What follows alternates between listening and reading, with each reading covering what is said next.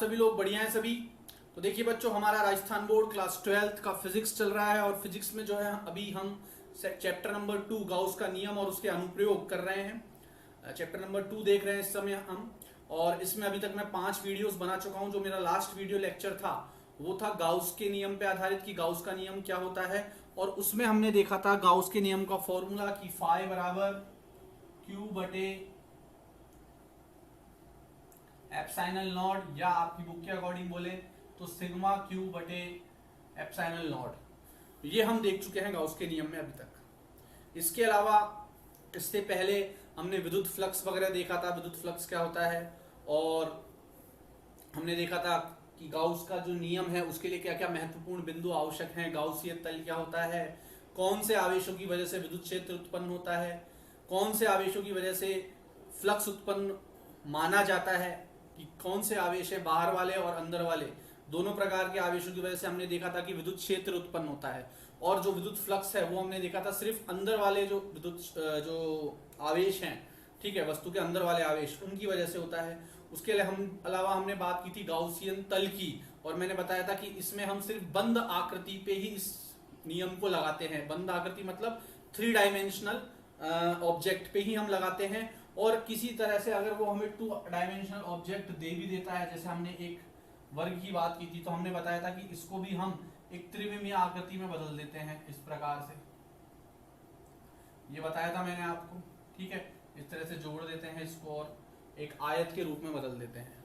तो ये इतनी सब चीजें हमने देखी थी। फिर भी मैं आपको यही सजेस्ट करूंगा कि आप लोग एक बार फिर से गाउस का नियम वाला जो मैंने वीडियो लेक्चर बनाया था उसको दोबारा देख लें, ताकि आपको क्लियर हो जाए कि हमने उसमें क्या देखा था, क्योंकि उसी पे आधारित हम आगे आज जो हमारे टॉपिक्स आएंगे वो देखेंगे, ठीक है बच्चों। तो सबसे पहले आज जो हमारा टॉपिक रहेगा वो है कि हम कूलाम के नियम से गाउस के नियम को किस प्रकार सिद्ध कर सकते हैं गणितीय रूप से, ठीक है, कि कूलाम के नियम की मदद से किस प्रकार हम गाउस के नियम का फॉर्मूला ज्ञात कर सकते हैं, गाउस के नियम को सिद्ध कर सकते हैं, उसको प्रूव कर सकते हैं। तो सबसे पहले हम यही टॉपिक देखेंगे। तो आप लोग अपनी किताब कॉपी निकाल लीजिए, किताब सामने खोल के बैठ जाइए, क्योंकि आज मैं कुछ आपको रेफरेंसेस दूंगा कि फला फला पेज नंबर पे जाके देखिए कि वहां पे ये चीज लिखी हुई है। तो किताब जरूर आपके साथ होनी चाहिए, ठीक है, और कॉपी वगैरह अपनी निकाल लीजिए। अब हम चलिए स्टार्ट करते हैं। गाउस के नियम को हम सिद्ध करेंगे कूलाम के नियम से, ठीक है बच्चों। चलिए बच्चों, हमारा फर्स्ट जो टॉपिक है वो स्टार्ट करते हैं। कूलाम के नियम से गाउस के नियम की उत्पत्ति। बट कूलाम के नियम से गाउस के नियम की उत्पत्ति देखने से पहले हम एक बार गाउस के नियम का फिर से रिवीजन कर लेते हैं कि गाउस के नियम में हमने क्या सीखा था। तो देखो, गाउस के नियम में हमने क्या देखा था कि कोई भी बंद पृष्ठ हो तो उस बंद पृष्ठ पे अगर हमें विद्युत फ्लक्स ज्ञात करना है तो एक तरीका तो क्या था, E डॉट ds से छोटे छोटे क्षेत्रफलों का, इसको छोटे छोटे क्षेत्रफलों में बांट लो और प्रत्येक क्षेत्रफल के लिए फ्लक्स ज्ञात करो और फिर इंटीग्रेशन कर दो। और गाउस का नियम क्या कहता है कि भाई इस तरीके के अलावा आप डायरेक्ट कैसे निकाल सकते हो कि इसमें जो टोटल चार्ज है Q, इसमें जो टोटल चार्ज है Q, इस वस्तु के अंदर जो टोटल चार्ज है Q, उसमें किसका भाग दे दो, उसमें आप भाग दे दो विद्युत फ्लक्स का, उसमें किसका भाग दे दो, सॉरी विद्युत फ्लक्स का नहीं, एप्सिलॉन नॉट का, उसमें एप्सिलॉन नॉट का भाग दे दो, तो भी आप क्या ज्ञात कर सकते हो, तो भी आप फ्लक्स ज्ञात कर सकते हैं। बात आ गई समझ में, ठीक है। तो ये एक बेसिक सा गाउस का नियम हमने देखा था। बंद आकृति पे ही लगता है, ये मतलब कि त्रिविमीय आकृति पे ही लगता है। अगर आकृति द्विविमीय है तो या तो जो साधारण फॉर्मूला है समाकलन EDS उससे ज्ञात करो, या फिर उस द्विविमीय आकृति को किस में बदल लो, त्रिविमीय आकृति में बदल लो। समझ में आ गई बात। इन दो तरीकों से आप क्या ज्ञात कर सकते हैं, आप जो है गाउस के नियम के द्वारा या फिर साधारण रूप से आप विद्युत फ्लक्स ज्ञात कर सकते हैं, ठीक है बच्चों। चलिए अब हमारा टॉपिक स्टार्ट कर देते हैं, जो मेन हमारा टॉपिक है। अब देखिए बच्चों, कूलाम के नियम से गाउस के नियम की उत्पत्ति हम 2 तरीके से कर सकते हैं। 2 मेथड है हमारे पास। एक तो हम क्या कर सकते हैं, एक गोला मान सकते हैं, उस गोले में एक बिंदु आवेश मान सकते हैं, और इस गोले की सहायता से हम जो है गाउस के नियम की उत्पत्ति कर सकते हैं। किसकी सहायता से? कूलाम के नियम से। और जो दूसरा तरीका है वो आपकी पुस्तक में दिया हुआ है, बट उसके अंदर हमें एक नया कंसेप्ट देखना पड़ेगा, घन कोण का, मतलब सॉलिड एंगल का। इसको इंग्लिश में बोलते हैं सॉलिड एंगल।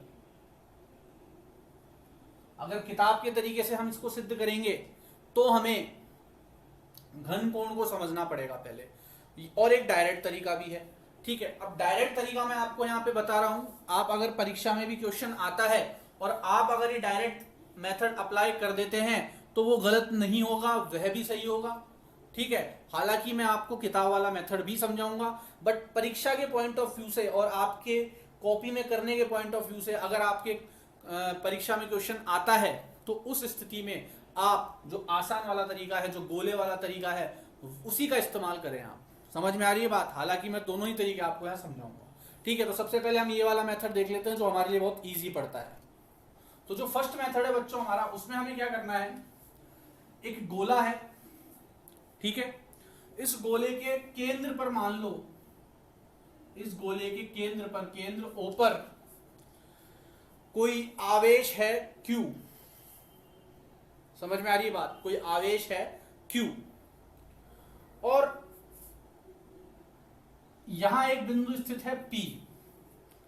यहां इस जगह एक बिंदु स्थित है P। O से P की दूरी मान लो R है। O से P की दूरी क्या है? R। अच्छा, ये गोला है तो इसका कुछ क्षेत्रफल होगा। गोला जो होता है वो बंद आकृति होती है। ठीक है, तो इसका कुछ क्षेत्रफल होगा, तो इसका एक क्षेत्रफल सदिश होगा। मान लो क्षेत्रफल सदिश जो है इसका वो है ds इस दिशा में, और जो विद्युत क्षेत्र है इसका वो भी इसी दिशा में मान लेता हूं मैं E वेक्टर। मतलब विद्युत क्षेत्र और क्षेत्रफल सदिश दोनों की दिशा समान है, तो दोनों के मध्य कोण कितना होगा? थीटा कितना होगा? यहाँ पे 0 डिग्री होगा। थीटा क्या होता है? विद्युत क्षेत्र और क्षेत्रफल सदिश के मध्य कोण। अगर दोनों की दिशा समान है तो उनके मध्य थीटा क्या मान लूंगा मैं? 0। समझ में आ गई बात? तो ये कुछ चीजें हैं जो मुझे माननी होगी। अब अगर मैं बोलूं कि इस Q की वजह से इस P बिंदु पर विद्युत क्षेत्र कितना होगा, तो कूलाम के नियम में हमने पढ़ा था कि P बिंदु पर बिंदु आवेश Q की वजह से जो विद्युत क्षेत्र होगा वह होगा 1/4 पाई एप्सिलॉन नॉट Q बटे R स्क्वायर। और अगर वेक्टर रूप में लिखना चाहें इसको तो यहाँ पे R का एक यूनिट वेक्टर और लगा दो। ठीक है, एक सदिश और लगा दो अगर इस विद्युत क्षेत्र को आप सदिश रूप में लिखना चाहते हैं तो। अन्यथा अगर अदिश रूप में लिखना चाहते हैं, सिर्फ परिमाण से मतलब है, तो इसको हटा सकते हैं। चलिए मैं सदिश रूप में लिख देता हूं, R कैप लगा दिया यहाँ पे। तो ये तो हमने कूलाम के नियम में पढ़ा था, फर्स्ट चैप्टर का जो मैंने विद्युत क्षेत्र समझाया था आपको। ठीक है, तो कूलाम के नियम से हमने ये चीज ज्ञात की थी। कूलाम के नियम से जो हमने स्थिर वैद्युत बल निकाला था या आकर्षण प्रति आकर्षण बल निकाला था, उसकी मदद से फिर हमने विद्युत क्षेत्र ज्ञात किया था। हमने बताया था कि वो जो बल होता है उसका कारण क्या होता है? विद्युत क्षेत्र। समझ में आ रही है बात? तो वहां हमने कूलाम के नियम से ये ज्ञात किया था। यहां लिख देता हूं मैं, कूलाम के नियम द्वारा बिंदु P पर विद्युत क्षेत्र 1/4 पाई एप्सिलॉन नॉट Q बटे जिस बिंदु पे ज्ञात कर रहे हैं उसकी बिंदु आवेश से दूरी R, तो R का स्क्वायर। यहां तक कोई समस्या आपको नहीं होनी चाहिए। अब अगर मैं बात करूं फ्लक्स की यहां पे कि इसमें फ्लक्स कितना होगा, तो फ्लक्स बराबर, अब गाउस का नियम मत लगा देना, बोले सर Q बटे एप्सिलॉन नॉट। अरे भाई वो तो हमें यहाँ पे उसकी तो उत्पत्ति करनी है, तो उसको तो इस्तेमाल ही नहीं कर सकते, ये तो लास्ट में निकालना है हमें इसकी मदद से। ठीक है, इसकी मदद से निकालना है गाउस का नियम। तो हम फ्लक्स के लिए कौन सा सूत्र इस्तेमाल करेंगे? फिर जो हमने पहले शुरू में पढ़ा था, जो फर्स्ट जो वीडियो देखा था फ्लक्स का, जो पहले मैंने तरीका बताया था आपको फ्लक्स वाला, इंटीग्रेशन करके, छोटे छोटे टुकड़ों में बांट के इंटीग्रेशन करके, वो वाला हम तरीका अपनाएंगे यहाँ पे। ठीक है, तो अगर फ्लक्स की बात करूं मैं यहाँ पे, फ्लक्स कितना होगा, सिंपल सी बात करूं तो विद्युत फ्लक्स कितना होगा? विद्युत फ्लक्स आपको पता है क्या होता है? E डॉट ds का इंटीग्रेशन। अगर कुल फ्लक्स की बात करूं, और छोटे से विद्युत फ्लक्स की बात करूं तो E डॉट डी एस। समझ में आ गई बात, E डॉट डी एस। अब आप कहोगे सर ये ds क्या है, ये छोटा सा क्षेत्रफल है। बोले कहाँ है ये छोटा सा क्षेत्रफल, तो ये जो छोटा सा क्षेत्रफल है वो ये रहा, इस क्षेत्र की बात कर रहे हैं हम। ये जो छोटा सा क्षेत्रफल यहाँ गिर रहा है इस जगह पे, इस गोले में, इसकी बात कर रहे हैं। और इसमें जो ds वेक्टर है उसकी दिशा लंबवत है। अब यूं तो दिखा नहीं सकता, तो लंबवत के लिए यूं दिखाई है मैंने, इसको ऐसे दिखा देता हूं मैं, यूं। और जो विद्युत क्षेत्र है E वेक्टर, उसकी दिशा भी कुछ यूं ही होगी यहाँ पे, तो दोनों की दिशा समान मानी थी मैंने। तो यहाँ पे जो फ्लक्स आएगा वो क्या आएगा, E डॉट डी एस, अगर छोटा से फ्लक्स की बात करूं तो। और अगर कुल फ्लक्स की बात करूं, टोटल फ्लक्स की, तो इसका क्या कर देते थे हम, समाकलन कर देते थे। और यहां अगर आप गोला लगा देते हो इस तरीके से, तो मतलब हम कौन से पृष्ठ की बात कर रहे हैं, बंद पृष्ठ की। ये भी मैंने आपको समझाया था। तो ये हो जाएगा E D S cos theta, E D S cos theta, दोनों का अदिश गुणनफल खोलूंगा तो मैं। आ गई बात समझ में। चलिए अब क्या मैं यहां से इस E की जगह ये मान रख सकता हूं, विद्युत क्षेत्र की जगह ये वाला मान रख सकता हूं मैं, क्या है 1/4 पाई एप्सिलॉन नॉट Q/r² ही रखूंगा। अब यहाँ पे r वेक्टर नहीं रखूंगा, क्योंकि ये अदिश गुणनफल है, तो इसका जो उत्तर निकल के आएगा वो अदिश निकल के आएगा। तो यहाँ सिर्फ विद्युत क्षेत्र का क्या रखूंगा मैं, परिमाण, इसकी दिशा नहीं रखूंगा यहाँ पे, ठीक है, दिशा का इस्तेमाल नहीं करूंगा। तो E का मान यहाँ से कितना रख दूंगा, इसको अगर 1 नंबर बोलूं और इसको 2 नंबर बोलूं, तो 1 व 2 से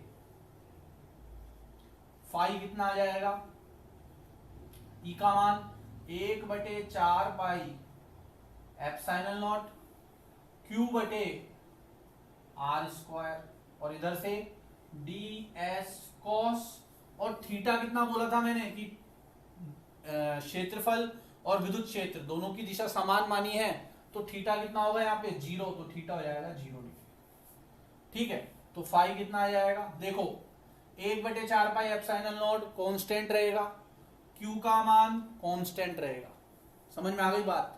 और r² का मान भी कांस्टेंट रहेगा, ये भी फिक्स है, ठीक है। तो चेंज क्या आएगा, चेंज किसमें होगा, क्षेत्रफल में। क्षेत्रफल जो है वो अलग अलग हो सकता है, क्षेत्रफल इस जगह अलग हो सकता है, इस जगह अलग हो सकता है। तो किसके सापेक्ष हम समाकलन करेंगे, क्षेत्रफल के सापेक्ष, ठीक है। तो ये हो जाएगा 1/4 पाई एप्सिलॉन नॉट Q/r², ये तो आ जाएगा बाहर, ये तो हम बाहर ले लेंगे। और क्षेत्रफल किसका हो जाएगा, ds cos 0 का मान कितना होता है 1, तो इसलिए ds cos 0 का मान 1 ds से गुणा होगा तो ds हो जाएगा। यहाँ पे आ गई बात समझ में। ये जो मैं लगा रहा हूं इसका मतलब क्या है, बंद आकृति के लिए है। अगर ये चिन्ह नहीं लगाते हो आप, तो फिर यहाँ पे s लिख देना, मतलब पूरे क्षेत्र पे, या इसको नहीं लिखना चाहते हो तो गोला लगा दो, तो मतलब पूरी क्षेत्र की बात कर रहे हैं, बंद क्षेत्र की बात कर रहे हैं, बंद क्षेत्र की बात कर रहे हैं। ये गोला नहीं लगाते हो तो नीचे एस लिमिट लगा देना, जैसे आपकी बुक में लगाई हुई है, ठीक है।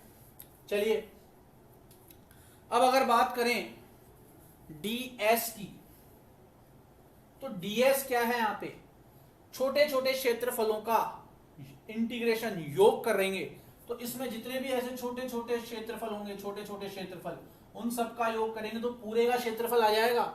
और गोले का क्षेत्रफल क्या होता है, 4πr², गोले का क्षेत्रफल क्या होता है 4πr²। तो सिग्मा ds जो है उसे मैं लिख सकता हूं 4πr²। छोटे छोटे क्षेत्रफलों का समाकलन करने पर पूरे गोले का क्षेत्रफल आएगा, और गोले का संपूर्ण पृष्ठीय क्षेत्रफल होता है 4πr², ठीक है।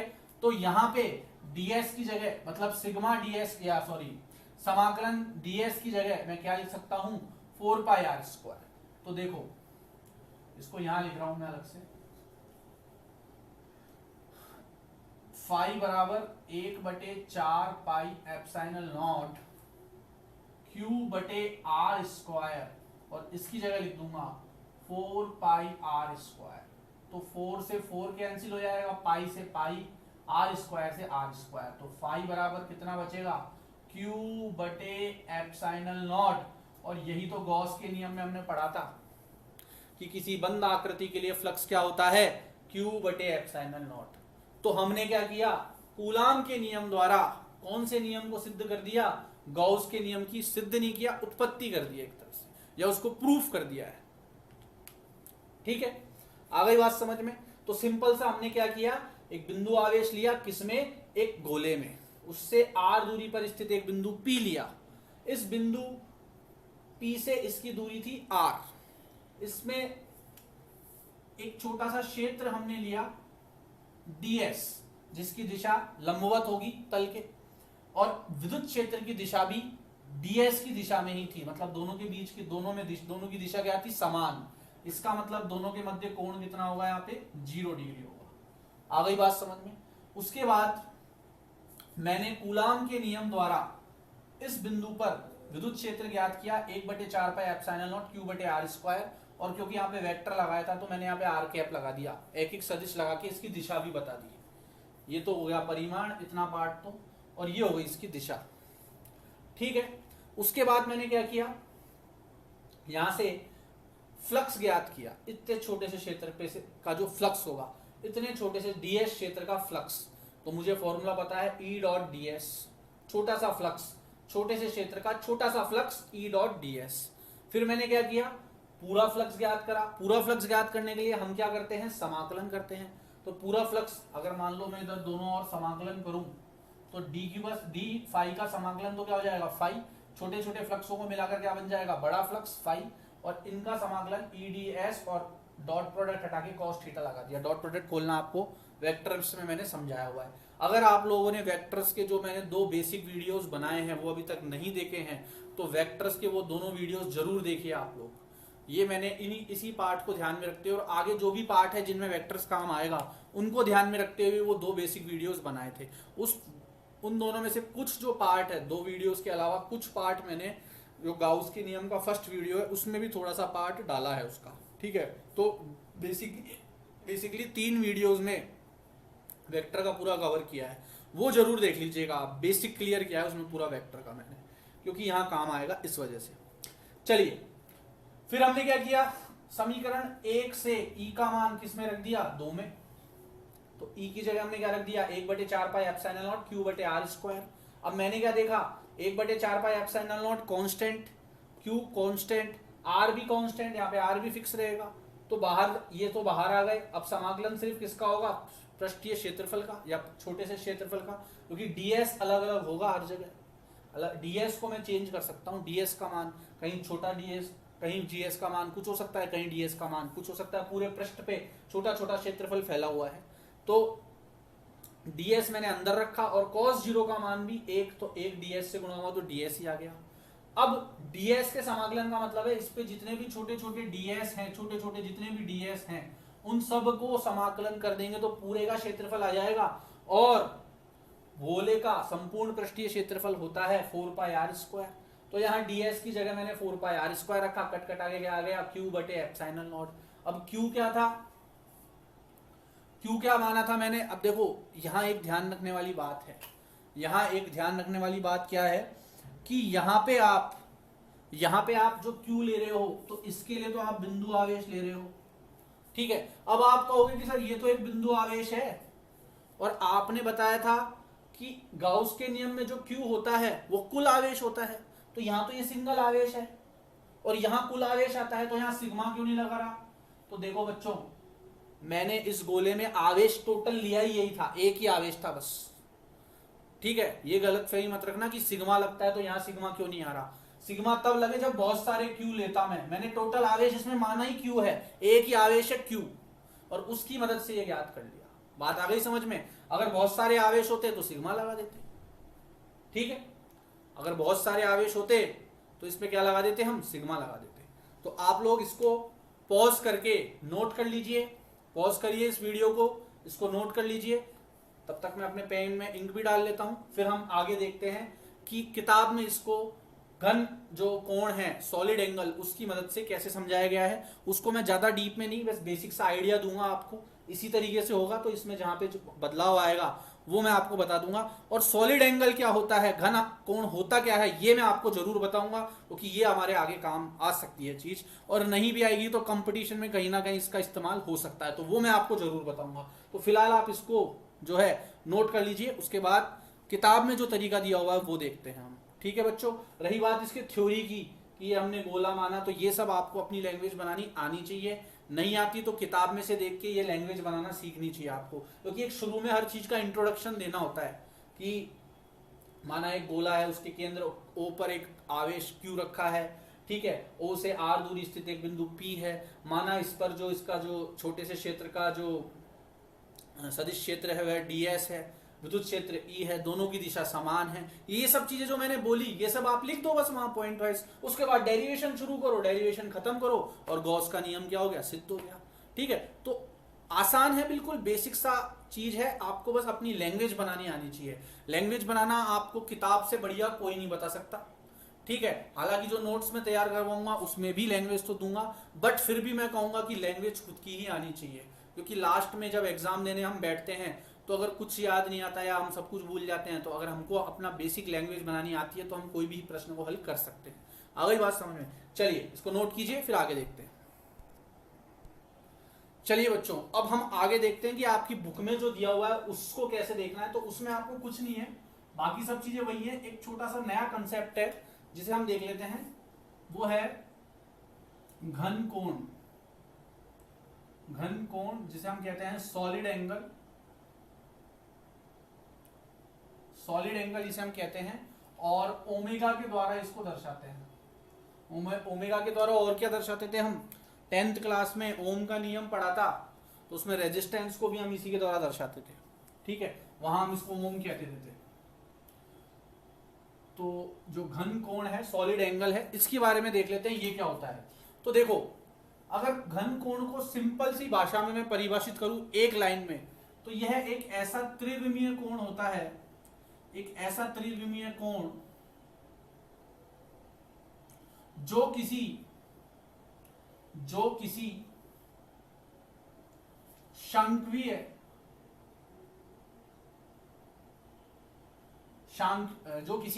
शांकवीय तल द्वारा परिगत हो, या किसी शांकवीय तल द्वारा परिगत त्रिविमीय कोण क्या कहलाता है, घन कोण। समझ में आ गई बात? अब इसका मतलब क्या है, तो देखो शांकवीय मतलब होता है शंकु। एक शंकु देखें अगर हम, अब देखो बच्चों ये सब त्रिविमीय आकृतियां हैं, मैं फिर बता रहा हूं आपको। तो त्रिविमीय है तो अपने दिमाग में त्रिविमीय ही देखना है, ये बोर्ड पे देख के इसको शंकु मत मान लेना। एक आइसक्रीम का जो कोन होता है, जो सॉफ्ट टी खाते हैं, आइसक्रीम खाते हैं, उसका जो कोन होता है ना, कोन, उसको अपने दिमाग में इमेजिन करो। ठीक है, वो चारों तरफ से गोल होता है और इस तरह से उसके चारों तरफ से रेखाएं होती है। ठीक है, तो उसमें जो कोण होता है, एक तो दो साधारण सी रेखाएं बनाऊं, मैं सिंपल रेखाएं बनाऊं किसी तल पर, और एक तो इनके बीच में कोण होता है, ये तो होता है द्विविमीय कोण जो हम पढ़ते हैं, द्विविमीय कोण। ठीक है, 2D एंगल, इसको हम नापते हैं या तो डिग्री में, वैसे इसकी जो मेन यूनिट होती है वो होती है रेडियन। ठीक है, रेडियन में नापा जाता है द्विविमीय कोण, या डिग्री में भी नापते हैं, जैसे 30 डिग्री 40 डिग्री। तो ये तो क्या होता है, ये तो किसी तल पे बना हुआ होता है, दो रेखाओं के मध्य। और त्रिविमीय कोण क्या होता है, किसी त्रिविमीय आकृति, और वो भी कौन सी, जो शंक्वीय आकृति है, उसमें ये जो कोण बन रहा है, देखो एक ये कोण बन रहा है घुमावदार, एक ये तो यूं बन रहा है, और एक ये घुमावदार कोण बन रहा है इस तरीके से। ठीक है, घुमावदार ये जो कोण बन रहा है यह कहलाता है घन कोण या सॉलिड एंगल। ठीक है, और इसकी इकाई क्या होती है, स्टेरेडियन। जैसे उसकी होती है रेडियन, इसकी होती है स्टेरेडियन। ठीक है, 11वीं क्लास में अगर आपने पहला पार्ट पढ़ा था तो वहां पे घन कोण या सॉलिड एंगल की एक इकाई आई थी स्टेरेडियन, तो ये वही घन कोण है, सॉलिड एंगल। समझ में आ गई बात? इसे ओमेगा के द्वारा दर्शाया जाता है। किसके द्वारा दर्शाया जाता है, ओमेगा के द्वारा। और इसका मान कितना होता है, इसका मान होता है 4 पाई या 720 डिग्री। समझ में आ गई बात, 4 पाई या 720 डिग्री। क्योंकि यूं एक गोला बनाऊंगा तो 360, बट ये सिर्फ यूं ही थोड़ी है, ये त्रिविमीय है, यूं भी है और यूं भी तो पूरा घूम रहा है, ये दोनों तरफ से घूम रहा है। एक 3D अपने दिमाग में ऑब्जेक्ट लाओ, एक शंख भी है यूं, तो ये यूं भी घूम रहा है और यूं भी घूम रहा है ये कोण। तो ये कितने डिग्री का है? 720 डिग्री या 4 पाई का मान होता है। तो ये होता है हमारा एक सॉलिड एंगल। समझ में आ गई बात? अब बात करते हैं आपकी बुक में जो तरीका दिया हुआ है वो क्या बताना चाह रहा है, वो तरीका या उसने क्या समझाया है उस तरीके के द्वारा। ठीक है, तो मैंने आपको जो पहले तरीका बताया अभी, उसका इस्तेमाल करके भी आप याद कर सकते हैं, और मैं कहूंगा उसी का इस्तेमाल करें अगर एग्जाम में क्वेश्चन आता है तो, और आपके नंबर बिल्कुल कोई नहीं काट सकता है। वो तरीका बिल्कुल सही है जो गोला लेके हमने किया था। अब आपकी किताब की बात करें तो आपकी किताब ने क्या है, गोला नहीं लिया परंतु एक बंद आकृति ली है, इस तरीके से असमान बंद आकृति है। उसके मध्य, उसने मध्य में भी नहीं, उसने कहीं उसमें एक बिंदु लिया और वहां एक आवेश ले लिया Q। ठीक है, फिर उसने भी क्या किया, यहां एक बिंदु लिया इस जगह, और ये एक छोटा सा क्षेत्र बन गया, ये वाला, ये ध्यान रखना त्रिविमीय आकृति है, तो ये एक छोटा सा क्षेत्र बन गया जो कि है ds, और इस पे विद्युत क्षेत्र है E वेक्टर, यहां से निकल रहा है। दोनों की इसने दिशा समान ही मानी है लगभग। समझ में आ गई बात? अब क्योंकि यहां तो हम सॉलिड एंगल की बात करेंगे, घन कोण की बात करेंगे, तो यहाँ पे घन कोण का जो फॉर्मूला होता है वो मैं बताना भूल गया आपको। घन कोण का जो फॉर्मूला होता है वह होता है A/r²। अब आप कहोगे सर ये r क्या है, तो ध्यान रखना जो शंकु होता है उसमें भी त्रिज्या होती है, त्रिज्या उसमें भी होती है। बात आ गई समझ में?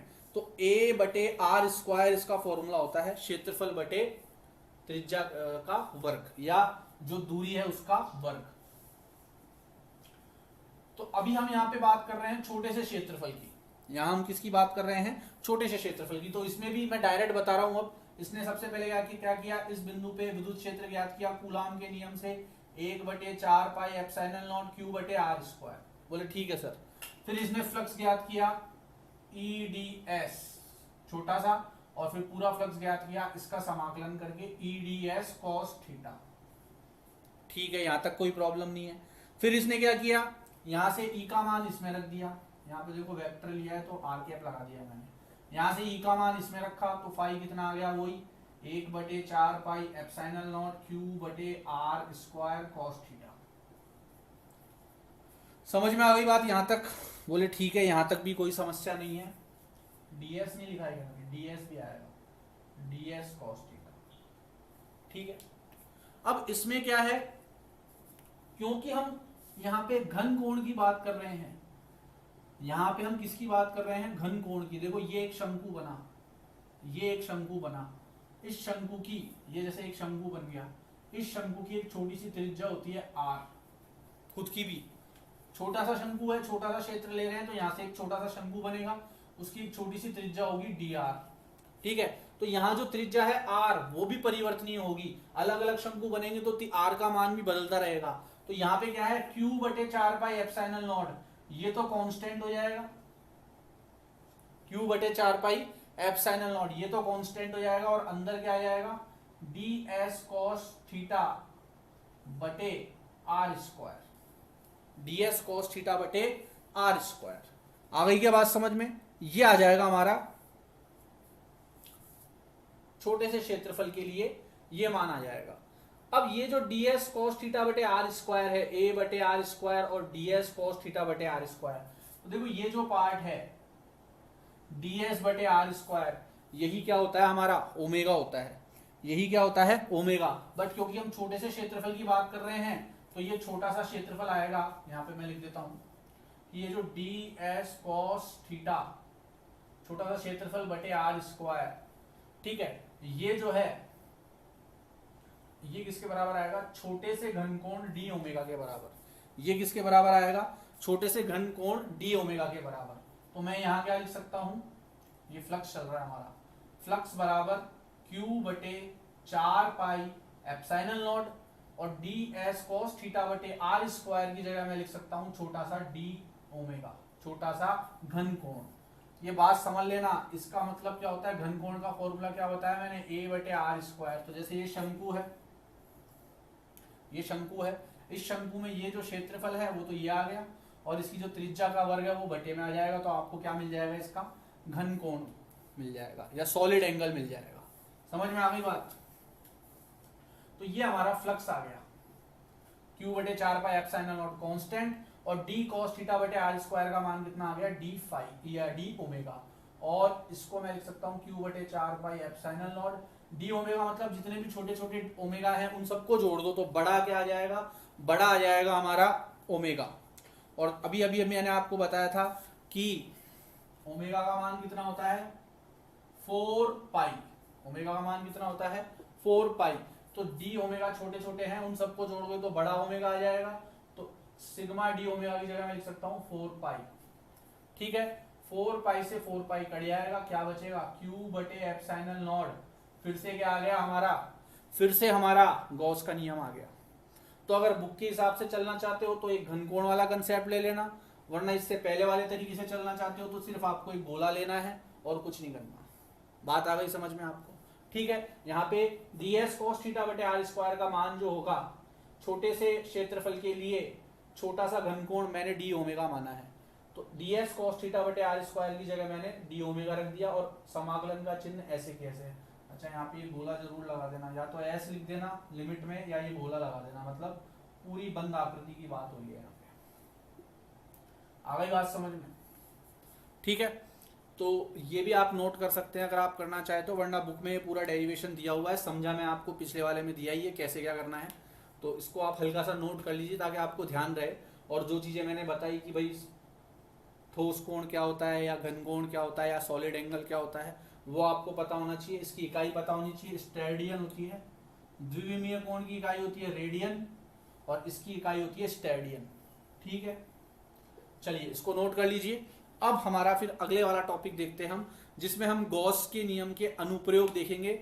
और ये देखिए, ये जो टॉपिक है ये इतना महत्वपूर्ण नहीं है, बोर्ड में आने के चांसेस कम रहते हैं, बट अब जो हम टॉपिक देखने वाले हैं वो काफी इंपॉर्टेंट टॉपिक है। ठीक है, तो इसको आप नोट कर लीजिए, उसके बाद नेक्स्ट टॉपिक देखते हैं। अब हम नोट कर लो। चलिए बच्चों, अब जो है हम हमारा नेक्स्ट जो टॉपिक है, एक्चुअली ये जो टॉपिक है ये जो आपका पिछले वाला जो टॉपिक है उससे अलग शूट किया है मैंने, क्योंकि मेरे कैमरे की बैटरी जो है ख़त्म हो गई थी कल, तो आज नया जो है टॉपिक, नया वीडियो मैं इसमें शूट कर रहा हूँ।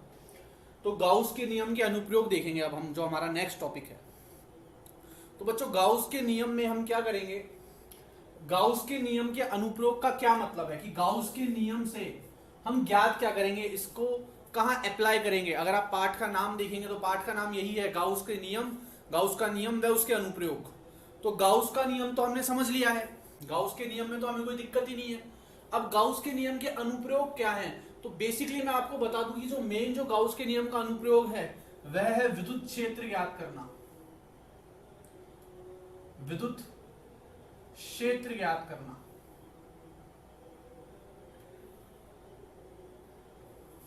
ठीक है बच्चों, कि गाउस के नियम से विद्युत क्षेत्र कैसे ज्ञात किया जाता है ये हम देखेंगे बेसिकली अब।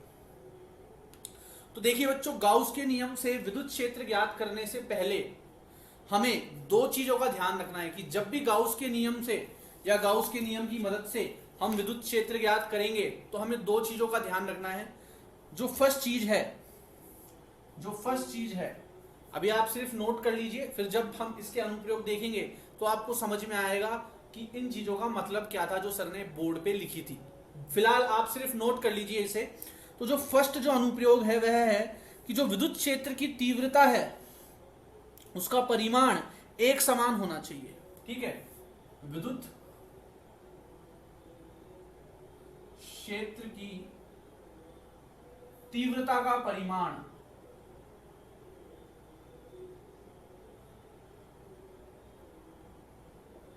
एक समान होना चाहिए, एक समान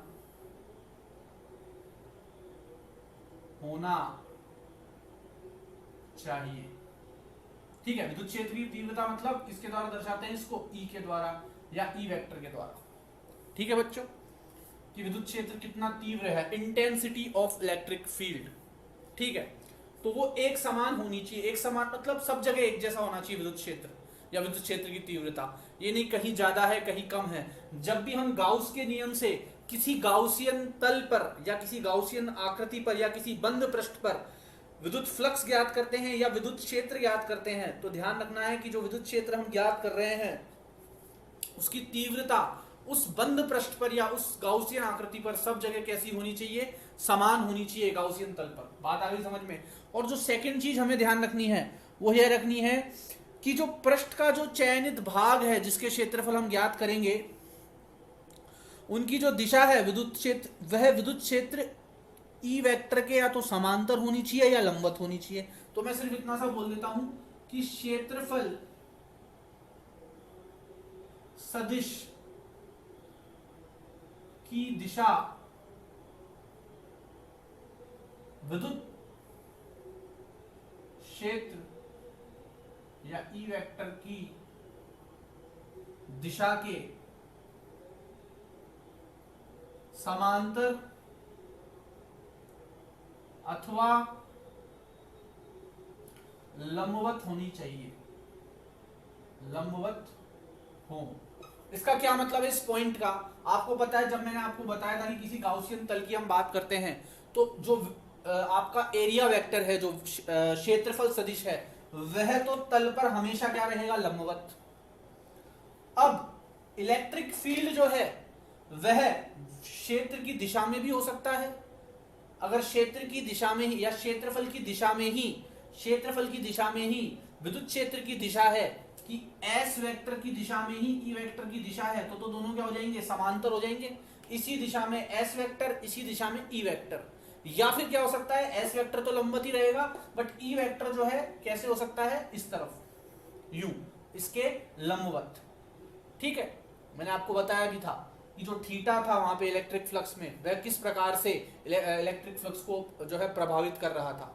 तो अगर विद्युत क्षेत्र और क्षेत्रफल दोनों की दिशा समान होती है तो हमने क्या बताया था कि अधिक विद्युत क्षेत्र जो इलेक्ट्रिक फ्लक्स जो है वो अधिकतम होता है, और विद्युत क्षेत्र और क्षेत्रफल की दिशा अगर एक दूसरे के, ये दोनों एक दूसरे के लंबवत होते हैं तो जो फ्लक्स होता है वह शून्य होता है। पर फिलहाल हम फ्लक्स की बात नहीं कर रहे हैं क्योंकि हम गाउसियन या गाउस के नियम के अनुप्रयोग द्वारा या गाउस के नियम से विद्युत क्षेत्र ज्ञात करेंगे।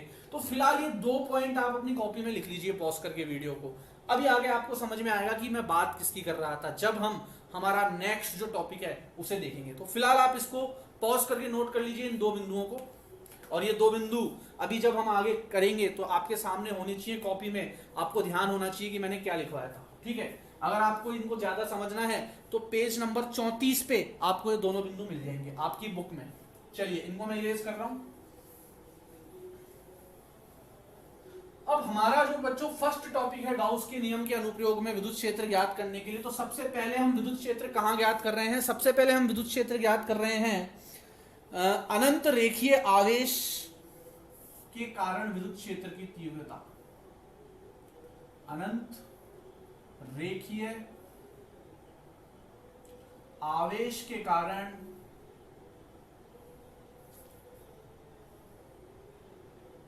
विद्युत क्षेत्र की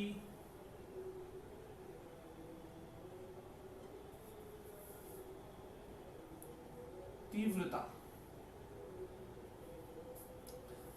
आपको ये चीज ऐसे भी लिख सकता है वो कि किसी जो है अनंत रेखीय आवेश की जगह वह आपको कह सकता है आवेशित तार। बात एक ही है, समझ में आ रही है बात? अगर वो आवेशित तार लिख रहा है, आवेशित तार के कारण विद्युत क्षेत्र की तीव्रता किसके नियम, कौन से नियम से ज्ञात करेंगे? गाउस के नियम से। या वो आपको कह रहा है अनंत रेखीय आवेश के कारण विद्युत क्षेत्र की तीव्रता, तो बात एक ही है। कंफ्यूज नहीं होना है कि ये तो हमने पढ़ा ही नहीं, आवेशित तार, तो दोनों का मतलब एक ही है। दोनों चीजें लिख लेना आप, यहाँ पे ऑब्लिक लगा के आवेशित तार भी लिख देना। समझ में आ गई बात? चलिए, तो अब हम क्या कर रहे हैं कि किसी अनंत आवेशित तार या अनंत रेखीय आवेश के कारण विद्युत क्षेत्र की तीव्रता ज्ञात कर रहे हैं। तो इसको समझते ही क्या है, मान लो एक तार है, उस तार पे, अब ध्यान से सुनना एक एक शब्द क्या बोल रहा हूं मैं, उस तार पे एक समान रूप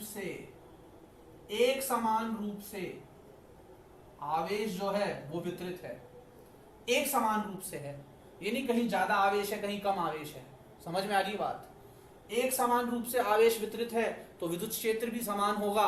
और जो अभी 2 पॉइंट मैंने आपको बताए थे उसमें पहला पॉइंट जो है वो हमारा यहाँ पे सत्य साबित हो जाएगा अगर हम एक समान आवेश वितरण लेंगे तो एक समान आवेश जो है वितरित है इस तार पे, और ये तार की लंबाई क्या है?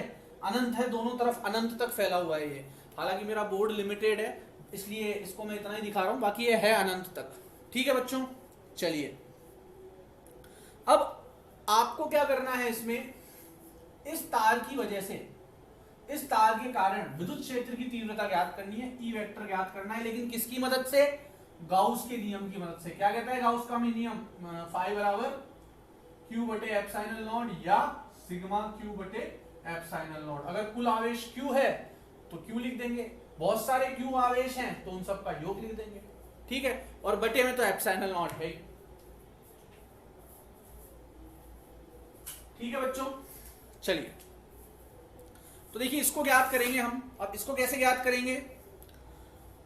आपको पता है ये जो प्लस आवेश हैं इनकी वजह से जो विद्युत क्षेत्र होगा वो इस तरह से, क्योंकि ये प्लस आवेश हैं या धन आवेश है तो धन आवेश की वजह से जो विद्युत क्षेत्र होता है वो कहाँ होता है? बाहर की ओर होता है, और ऋण आवेश की वजह से अंदर की ओर या आवेश से दूर होता है। तो विद्युत क्षेत्र कुछ इस तरीके से होगा, यहां भी विद्युत क्षेत्र जो है कुछ इस तरीके से होगा। ठीक है, और ये जो विद्युत क्षेत्र मैं ले रहा हूं ये एक समान विद्युत क्षेत्र है, ये ध्यान रखना। विद्युत क्षेत्र कैसा है? एक समान।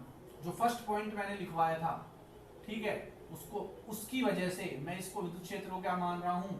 एक समान विद्युत क्षेत्र है ये चारों तरफ। ऐसा नहीं है यहां ज्यादा है यहां कम है, सब जगह ई वेक्टर ही है या ई ही है विद्युत क्षेत्र, सब जगह ई है। समझ में आ गई क्या बात? ठीक है, अब मैंने क्या करना है, इस आवेशित तार से r दूरी पर मान लो कोई बिंदु P है, इस आवेशित तार से r दूरी पर मान लो कोई बिंदु P है, और इस बिंदु P पर इस पूरे आवेशित तार की वजह से, जो कि अनंत लंबाई का है, फिक्स लंबाई भी फिक्स नहीं है, अनंत लंबाई का है, तो इस अनंत लंबाई के तार की वजह से इस बिंदु P पर मुझे क्या ज्ञात करना है? विद्युत क्षेत्र ज्ञात करना है। क्या ज्ञात करना है? विद्युत क्षेत्र ज्ञात करना है। समझ में आ गई बात आपको? मुझे यहां पे क्या ज्ञात करना है? विद्युत क्षेत्र। किसकी वजह से? इस पूरे तार की वजह से। कहां पे? बिंदु P पर। ठीक है, चलिए तो देखो इसमें अब ये तो है नहीं कि कोई पॉइंट चार्ज है ये कि भाई Q है और r दूरी पर एक बिंदु रखा है, कोई बिंदु आवेश है जो हम 1/4 pi epsilon not, 1/4 pi epsilon not Q बटे r स्क्वायर वाला फॉर्मूला लगा देंगे कूलाम के नियम से। ये वाला फॉर्मूला तो हम लगा नहीं सकते, क्योंकि ये तो कब लगेगा? जब आवेश कैसा हो? बिंदु आवेश हो। यहाँ तो बिंदु आवेश है ही नहीं, यहाँ तो आवेश बहुत पूरे तार पे जो है फैला हुआ है, और वो तार भी फिर कितना है? अनंत लंबाई का है। तो ये फॉर्मूला लगा के तो हम विद्युत क्षेत्र ज्ञात कर नहीं सकते। तो बोले अब क्या करें? तो अब हम किसकी मदद लेंगे? गाउस के नियम की मदद लेंगे। किसकी मदद लेंगे? गाउस के नियम की। समझ में आ गई बात? तो देखो आपको ध्यान रखना है, क्योंकि जो आवेश है वो अनंत तक हैं या अनंत तक फैले हुए हैं इस तार पर, इसलिए तार पर अगर हमें कुल आवेश ज्ञात करना है, देखो गॉस का नियम क्या कहता है? सिग्मा बराबर Q बटे एप्सिलॉन नॉट। अब Q क्या है भाई? Q है कुल आवेश। अब कुल आवेश मुझे यहाँ पे ज्ञात थोड़ी कर सकता हूँ भाई, यहां से यहां तक का मामला होता तो चलो मैं कुल आवेश ज्ञात कर लेता, पर ये तो अनंत तक फैला हुआ है। अब अनंत तक कितना आवेश फैला हुआ है ये मुझे क्या पता? तो कुल आवेश तो मैं ज्ञात ही नहीं कर सकता गाउस के नियम के लिए। यहाँ समझ में आ रही बात? इलेक्ट्रिक फ्लक्स से चलो इलेक्ट्रिक फील्ड तो हम ज्ञात कर लेंगे, बट क्योंकि यहाँ पे आवेश अनंत तक फैला हुआ है, इसलिए हम यहाँ पे जो हम पहले पढ़ के आए थे लैम्डा का प्रयोग किया था एक जगह, हमने आपको ध्यान हो तो जब हमने सतत आवेश वितरण पढ़ा था तो हमने एक लैम्डा नाम की चीज देखी थी। वो लैम्डा क्या था? ठीक है, वो लैम्डा था प्रति इकाई पर कितना आवेश वितरित है, प्रति इकाई पर कितना आवेश वितरित है। ठीक है। या उसको दूसरी भाषा में हमने क्या कहा था कि रैखिक आवेश वितरण में हम लैम्डा का प्रयोग करते हैं, और लैम्डा क्या था हमारा, लीनियर चार्ज डेंसिटी, ठीक है।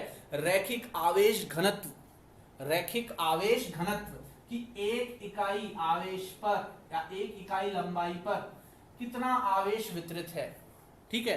एक इकाई लंबाई पर कितना आवेश वितरित है, उसे ही हम क्या कहते हैं, उसे ही हम कहते हैं लैम्डा, ठीक है। अगर आप लोगों ने जो रैखिक आवेश वितरण मैंने समझाया था उसमें मैंने 3 प्रकार के आवेश वितरण आपको समझाए थे, सॉरी सतत आवेश वितरण मैंने 3 प्रकार के समझाए थे। एक मैंने आपको समझाया था रैखिक वाले पे, फिर एक क्षेत्रफल वाले पे, फिर एक आयतन वाले पे, और तीनों में हमने अलग अलग जो है 3 चीजों का प्रयोग किया था। लैम्डा का प्रयोग किया था रैखिक आवेश घनत्व के लिए, ठीक है। इसी प्रकार क्षेत्रफल में घनत्व निकाला था, इसी प्रकार आयतन में घनत्व निकाला था, ठीक है, सिग्मा वगैरह लेके। तो ये लैम्डा का इस्तेमाल करेंगे हम यहाँ पे। क्यों करेंगे लैम्डा का इस्तेमाल, क्योंकि लंबाई जो है वो अनंत तक है। अब अनंत तक तो हम कुछ ज्ञात कर नहीं सकते हैं, तो इसलिए हम किसका इस्तेमाल कर लेंगे कि एक इकाई लंबाई पर, एक इकाई लंबाई पर कितना आवेश वितरित है। तो सबसे पहली बात तो इसमें लैम्डा का प्रयोग होगा। देखो बच्चों, इसको थोड़ा ध्यान से टुकड़ों में समझो तो आपको समझ में आएगा हम यहां कर क्या रहे हैं। दूसरी बात, गाउस का नियम लगाने के लिए एक महत्वपूर्ण चीज मैंने आपको क्या बताई थी कि आकृति कैसी होनी चाहिए, बंद आकृति होनी चाहिए। या तो वो काल्पनिक होगी या वास्तविक। वास्तविक तो मतलब वास्तव में यहाँ पे कोई बंद आकृति हमें दे देता, बट यहाँ तो कोई हमें बंद आकृति दी नहीं उसने, तो ये तो एक सीधी रेखा है, तो यहाँ हमें एक काल्पनिक आकृति बनानी पड़ेगी, ठीक है। और वो काल्पनिक आकृति कैसी होनी चाहिए, तो देखो गाउस का नियम ये कहता है कि आप जो गाउसीय तल बनाओगे, ठीक है, वह जो है उसका जो आवेश है वो उसका जो आवेश का जो वितरण है वो चारों ओर, ठीक है, चारों ओर सम्मित होना चाहिए, और उसका जो तल होता है उस पर विद्युत क्षेत्र जो है वो सब जगह समान होना चाहिए। आप यहाँ पे जब भी आप इस तरह से रैखिक आवेश की बात करेंगे तो यहाँ जो आप काल्पनिक गाउसियन तल बनाएंगे, क्यों बनाएंगे गाउसियन तल, क्योंकि इस्तेमाल किसका कर रहे हो, गाउस के नियम का इस्तेमाल कर रहे हो, तो गाउसियन तल तो लाना पड़ेगा, बंद आकृति तो चाहिए। यहाँ कोई बंद आकृति है ही नहीं, यहाँ तो एक सीधी रेखा है। तो इस सीधी रेखा के लिए, इस सीधी रेखा को हम बंद आकृति में कैसे तब्दील करें, तो हमें एक ऐसी आकृति लेनी है जो सममित हो। सममित मतलब क्या होता है, चारों ओर समान हो। जैसे ये पेन है, ये बेलन आकार आकृति है, ठीक है। अब ये चारों ओर समान रूप से फैला हुआ है, चारों ओर समान रूप से फैला हुआ है। इस पर अगर आवेश वितरित होगा तो वो सममित रूप से चारों ओर समान होगा। ऐसा तो नहीं है ये पेन इधर से थोड़ा ज्यादा है, इधर से कम है। एक सममित आकृति है, सममित आकृति है तो आवेशों का जो वितरण होगा वो चारों ओर समान होगा। दूसरी बात, जो इसमें विद्युत क्षेत्र होगा इसके तल पर, यहाँ इस बेलन में आपको 3 तल दिखाई देंगे। एक तो चारों तरफ का घुमा हुआ तल, एक तो चारों तरफ का घुमा हुआ तल, एक ये ऊपर वाला तल और एक ये नीचे वाला तल। तो इन तलों पर जो विद्युत क्षेत्र होगा वह भी समान होगा। समझ में आ रही है बात। तो आपको इनडायरेक्टली ये ध्यान रखना है, या इसको आप कह सकते हैं कि इसको आप रट लो एक तरह से, कि जब भी हम रेखीय आवेश की बात करेंगे तो हम आकृति कैसी मानेंगे, बेलन आकार की। गाउसियन तल कौन सा लेंगे, बेलन आकार का। तो यहां मैं क्या करूंगा, इसके चारों ओर एक बेलन बना दूंगा इस प्रकार से। ये मैंने बेलन बना दिया, देख रहे हो आप। और इसकी त्रिज्या कितनी ली है मैंने बेलन की, आर। ये जो पहले मैंने आकृति, ये जो पहले मैंने दूरी ली थी आर, उसी के चारों ओर मैंने बेलन बनाया है। आ रही बात समझ में, उसी के चारों ओर मैंने क्या बनाया है, बेलन। अब देखो बेलन दरअसल इस टाइप का है, ये पेन है, ये एक बेलन आकार आकृति है। ये यहाँ तो आपको 2D दिखाई देगा, द्विविमीय दिखाई देगा बोर्ड पे, बट आपको ऐसा बेलन समझना है, ठीक है। और इस बेलन के बिल्कुल बीचों बीच से एक रेखा जा रही है, इस बेलन के बिल्कुल बीचों बीच से एक अनंत लंबाई की रेखा जा रही है, उस पे समान रूप से आवेश वितरित हो रहा है। समझ में आ रही है बात। और मैंने क्या किया, उसको गाउसियन आकृति में बदलने के लिए उसके चारों ओर, उस रेखा के चारों ओर क्या ले लिया, बेलन ले लिया। और ये जो रेखा है ये थोड़ी तिरछी बनी है, पर आप ध्यान रखना, अब मैं इसको मिटाऊंगा तो पूरा चित्र खराब हो जाएगा। इसको थोड़ा यहाँ से सही कर देता हूँ, इसको यूं ले जाता हूँ, ठीक है। तो ये जो है ये बिल्कुल इसके बीचों बीच से गुजर रही है ये रेखा, इसके बिल्कुल बीचों बीच से, केंद्र से, दोनों तलों के केंद्र से होते हुए गुजर रही है ये रेखा। इसको ध्यान से समझ लेना बच्चों, थोड़ा कंफ्यूजिंग है, जब जैसे ही हम गाउसियन आकृति लेते हैं तो थोड़ा कंफ्यूजन होता है हमें, बट अगर इसको आप थोड़ा रंग से समझ गए तो फिर कोई समस्या नहीं है। इसमें मेन चीज यही है, इस पूरे पार्ट में मेन चीज यही है कि आप गाउसियन आकृति कौन सी ले रहे हैं, कल्पना कौन सी बंद आकृति की कर रहे हैं। बेलन लेंगे, शंकु लेंगे, गोला लेंगे। अगर बिंदु आवेश होगा तो हमेशा गोला लेंगे। अगर इस तरह से रेखीय कोई आवेश है या एक रेखा पे आवेश वितरित है तो चारों ओर उसके क्या कल्पना कर लेंगे हम, बेलन की। क्यों कर रहे हैं कल्पना, क्योंकि भैया गाउसियन जो गाउस का जो नियम है वो सिर्फ बंद आकृति पे लगता है। काल्पनिक बंद आकृति होनी चाहिए या वास्तविक, ये सब मैं आपको पिछले वाले टॉपिक में पढ़ा चुका हूं। अगर नहीं याद है तो उस लेक्चर को भी आप देख लेना। समझ में आ रही क्या बात? चलिए, अब मैंने क्या किया, इसके चारों ओर ये बेलन बना लिया जिससे कि मैं इस पे गाउस का नियम लगा सकूं। आ गई बात समझ में? जिससे कि मैं इस पे गाउस का नियम लगा सकूं। अब मेन चीज इसमें आती है कि भाई अब हम गाउस का नियम लगाए कैसे। ठीक है सर, आपने कहा, हमने मान लिया कि हमने जो है इस रेखा के चारों ओर एक बेलन मान लिया, एक काल्पनिक बेलन मान लिया। ये सब आपने हमको पहले बता दिया था कि विद्युत क्षेत्र की रेखाएं होंगी इस प्रकार से, दूर की तरफ होंगी, आवेश से।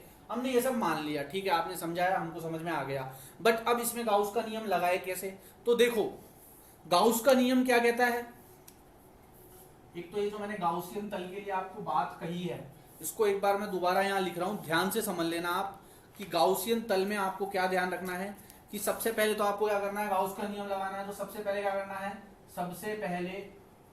सबसे पहले मैं बिल्कुल साधारण भाषा में लिख रहा हूं, सबसे पहले जो आपको समझ में आ जाए, ठीक है। सबसे पहले क्या बनाना है, गाउसियन तल बनाना है। हालांकि जब हमने गाउस का नियम पढ़ा था तब ये सारे महत्वपूर्ण बिंदु वहीं देख लिए थे, बट फिर भी दोबारा बता रहा हूं, गाउसियन तल बनाओ।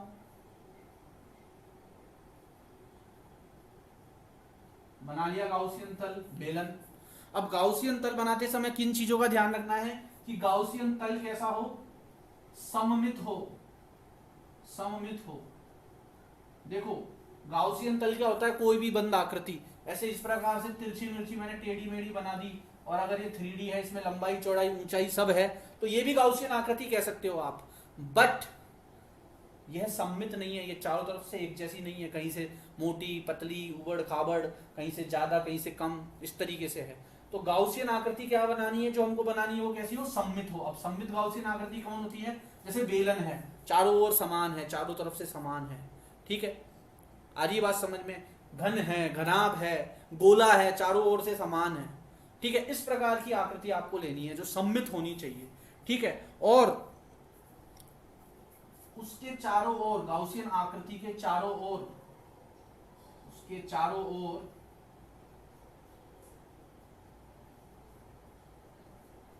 विद्युत क्षेत्र समान होना चाहिए। हालांकि अभी मैंने आपको पहले भी लिखवा दिया था पॉइंट, अभी जो 2 पॉइंट लिखवाए थे फिर दोबारा देख लो। उसके चारों ओर विद्युत क्षेत्र समान हो, तो ये 3 चीजें आपको ध्यान रखनी है, क्योंकि अभी हम बहुत सारी चीजों के चारों ओर, अभी शंकु भी लाएंगे और जो है गोला लाएंगे, अर्ध गोला लाएंगे, खोखला गोला लाएंगे, बहुत सारी चीजें लाएंगे। तो ये 2-3 चीजें हैं, ये आप ध्यान रखिए हमेशा, ठीक है। सबसे पहले गाउसियन आकृति बनाओ या गाउसियन तल बनाओ। गाउसियन तल कैसा होना चाहिए, सममित होना चाहिए, और वह उसके चारों ओर जो इलेक्ट्रिक फील्ड है वह कैसा होना चाहिए, समान होना चाहिए। और अगर रेखीय आवेश है तो उसका तल हमेशा क्या लोगे, बेलन। रेखीय आवेश है सीधी रेखा में तो उसका तल क्या लोगे, हमेशा बेलन। इस पॉइंट को नोट कर लो ताकि मैं इसको इरेज करके हमारा डेरिवेशन कंटिन्यू कर सकूं। इसको आप नोट कर लो ताकि मैं इसको इरेज करके डेरिवेशन को कंटिन्यू रख सकूं। समझ में आ गई बात?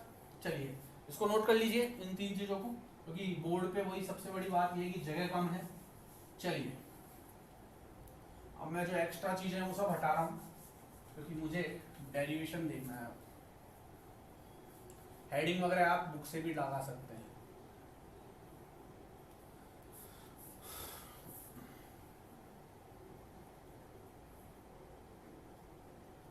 ठीक है बच्चों, चलिए अब गाउस का नियम इसमें लगाते हैं हम। तो गाउस का नियम क्या कहता है भाई कि फ्लक्स जो है वो किसके बराबर होता है, फ्लक्स जो होता है वो बराबर होता है E डॉट ए के या E डॉट डी एस के या डी ए के। आपकी बुक में एस लिया है सरफेस एरिया के लिए, तो मैं एस ले रहा हूं, दिख रहा है ना आपको, ठीक है। E डॉट डी एस और उसका समाकलन करते हैं तो पूरे पृष्ठ का क्या आ जाता है, पूरे पृष्ठ का क्या आ जाता है, फ्लक्स आ जाता है। और इसको हम गाउस के नियम के हिसाब से क्या लिखते हैं, Q बटे एप्सिलॉन नॉट। और Q भी कौन सा, आवेश भी कौन सा, सिर्फ अंदर वाला, ये बाहर वाला आवेश नहीं। मैंने बताया था फ्लक्स सिर्फ किसकी वजह से होता है, अंदर वाले आवेश की वजह से। तो अंतः लिख सकते हैं आप यहाँ पे अगर आप चाहें तो Q, और वो भी कौन सा, अंतः वाला, ठीक है। और Q यहाँ पे ऐसा करा करो, कैपिटल लिख लिया करो, कुल आवेश दिखाने के लिए Q कैपिटल लिख लो, या फिर यहाँ पे सिग्मा Q लिखो, कुछ भी लिख लो, एक ही बात है। टोटल आवेश दिखाना है तो या तो सिग्मा Q लिख लो या फिर बड़ा Q लगा दो, कोई दिक्कत नहीं है, ठीक है। Q अंतः बटे एप्सिलॉन नॉट। अब इस बेलन की बात करूं मैं, तो इस पे अगर मुझे, इस बेलन पे अगर मुझे, इसको कहां लिखूं मैं, यहां लिख देता हूं। इस बेलन पे अगर मुझे फ्लक्स ज्ञात करना है तो फ्लक्स किस पे लगता है, गाउसियन तल पे लगता है हमेशा। वो फ्लक्स कहां से ज्ञात करते हैं, तल से ज्ञात करते हैं।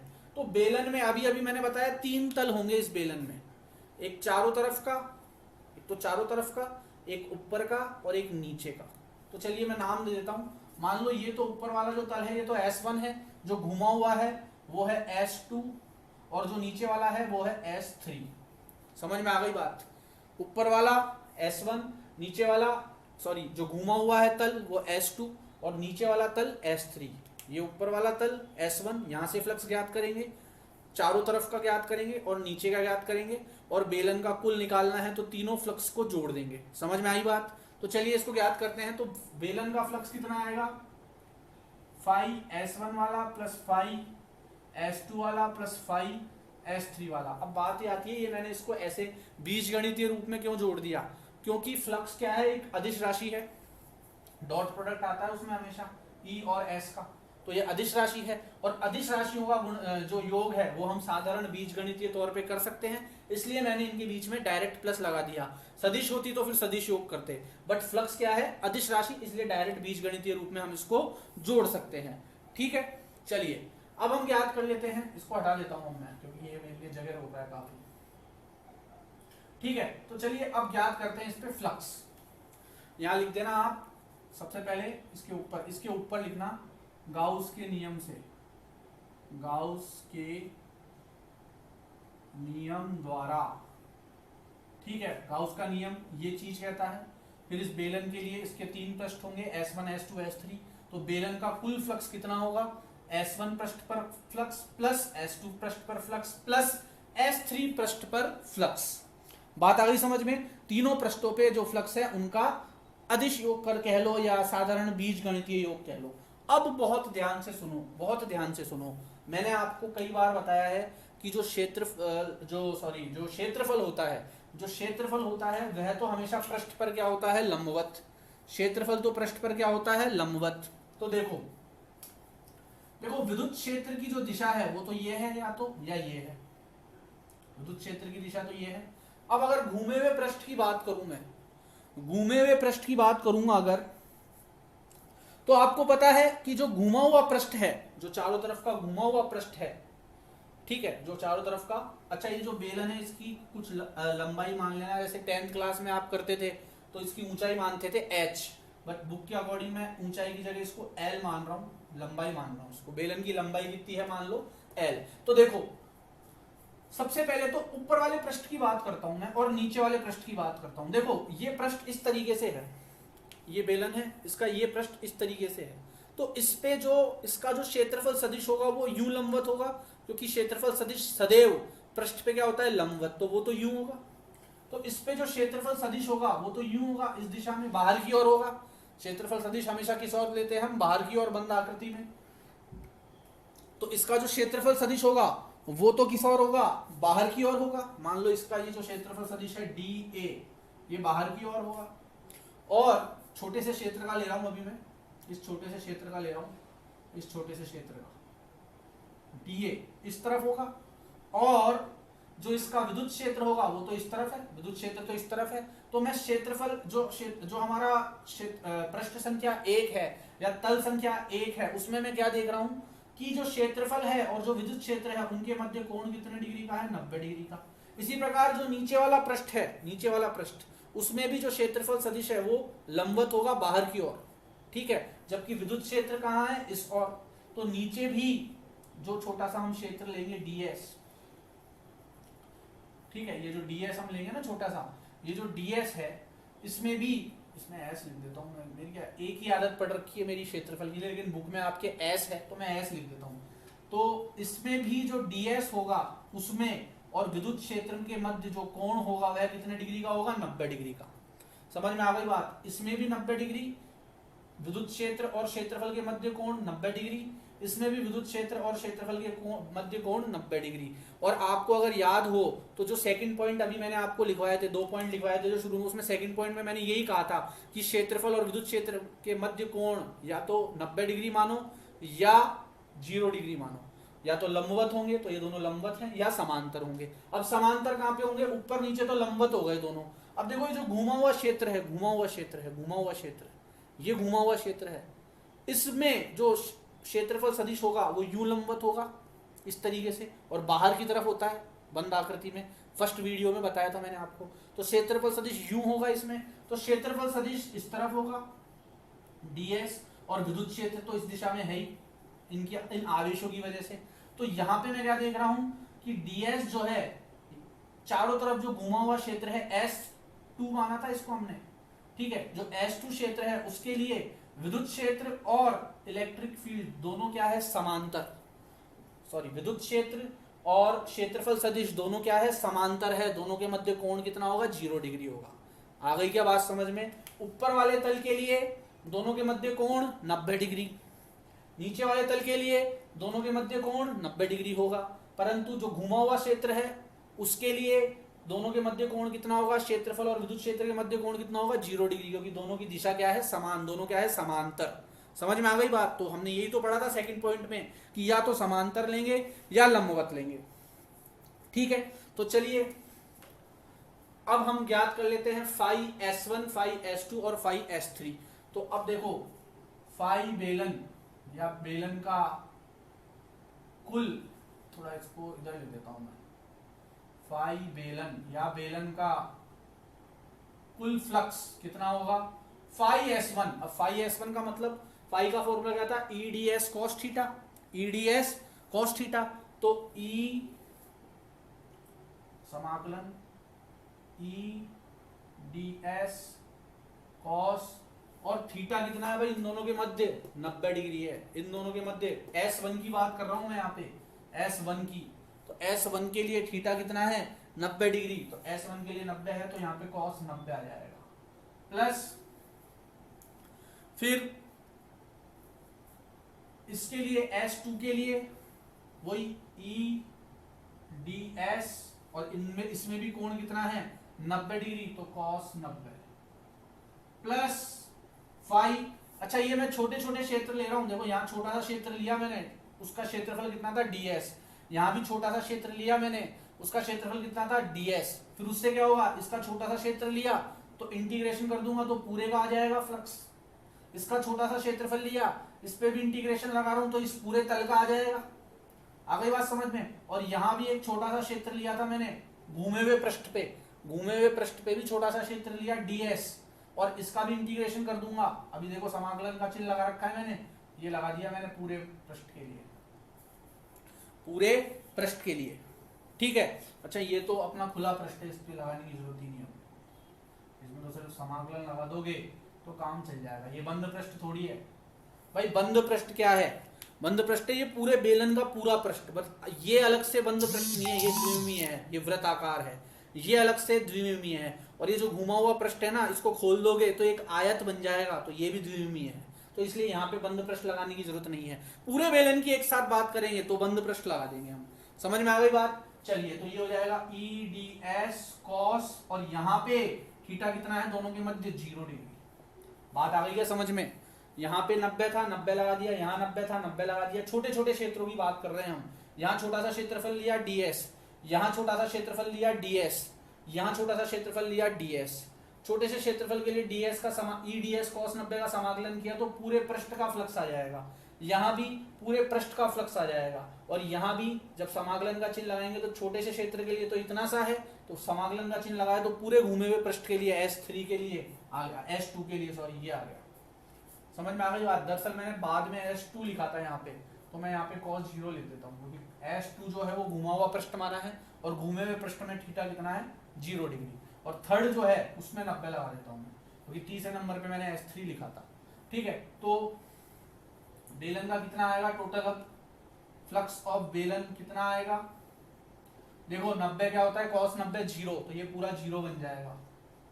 cos 0 क्या होता है 1, cos 0 क्या होता है 1, तो बेसिकली यहाँ क्या बचेगा EDS प्लस cos 90 क्या होता है 0, तो बेसिकली पूरे फ्लक्स का बेलन में क्या देख सॉरी पूरे बेलन का जो फ्लक्स है वो सिर्फ कहाँ है, चारों तरफ के पृष्ठ पे के लिए निकलेगा, ऊपर और नीचे के लिए तो 0 हो गया, क्योंकि यहाँ से यहाँ पे दोनों के मध्य कोण कितना है 90 डिग्री। विद्युत क्षेत्र की रेखा जो तल है उसके समांतर जा रही है, क्रॉस थोड़ी कर रही है। और फ्लक्स के लिए मैंने क्या कहा था, कितनी विद्युत क्षेत्र की रेखाएं, जितनी ज्यादा विद्युत क्षेत्र की रेखाएं उसको क्रॉस करेगी या उसको काटेगी तल को, उतना ही ज्यादा फ्लक्स होगा। बट ये तो समांतर निकल रही है, इसलिए यहाँ कोई फ्लक्स नहीं है, यहाँ कोई फ्लक्स नहीं है, बट यहाँ समांतर नहीं निकल रही, यहाँ काटते हुए निकल रही है विद्युत क्षेत्र की रेखाएं, इसलिए यहाँ फ्लक्स है अधिकतम। ठीक है, तो बेसिकली पूरे बेलन में फ्लक्स किसकी वजह से होगा, घूमे हुए पृष्ठ की वजह से। कितना होगा EDS, कितना होगा EDS। ठीक है भाई। अच्छा एक बात बताओ मुझे कि क्या E जो है E वो मैंने शुरू में ही एक समान माना था, ऐसा थोड़ी है E यहाँ अलग होगा, यहाँ अलग होगा, यहाँ घूमे हुए पृष्ठ पे अलग होगा, ऐसा तो नहीं है। E मैंने क्या बोला था शुरू में ही, जो विद्युत क्षेत्र है वो चारों तरफ क्या है समान, तो E तो है कांस्टेंट हो गया, एक तरह से निश्चित हो गया, नियत हो गया, E तो एक समान है। तो बेसिकली मैं इसको ये लिख सकता हूं कि पूरे बेलन का जो फ्लक्स होगा उसमें E तो बाहर आ जाएगा और अंदर सिर्फ क्या बचेगा अब DS। E तो कहाँ आ जाएगा बाहर, और अंदर सिर्फ क्या बचेगा DS। DS मतलब छोटे छोटे क्षेत्रफल जो हैं उन सब का समाकलन कर दो, तो क्या आ जाएगा घुमा हुआ पृष्ठ आ जाएगा। ठीक है बच्चों, यहां तक एक बार इसको पॉज करके नोट कर लो, यहां तक इसको पॉज करके नोट कर लो, उसके बाद मैं आगे बता देता हूं।